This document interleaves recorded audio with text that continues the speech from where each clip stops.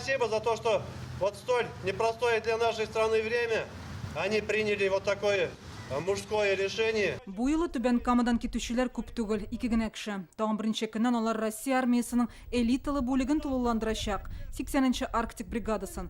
Хезмәткә китүчеләрнең берсе Иван. Ул инде күптәннән контракт төзү нияте белән йөргән. Совпало, вот в отпуск ухожу. Эшемдә ялга чыктым да контракт төзедем, күңелем кушуы буенча китәм. Ватанны саклау теләгем шушы гамәлгә тәрде. То есть это изнутри идет. Это же желание служить, родину защищать. Ватанны саклаучыларга хәйр фатиханы дин әһелләре дә бирде. Республика һәм шәһәр җитәкчелеге безнең хәрбиләргә төрле яктан булыша. Бүген контракт төзегәннән соң бер тапкыр бирелә торган матди ярдәм дә миллион сумга җитәргә мөмкин. Вот они будут делать историю, и они будут определять будущее нашей страны.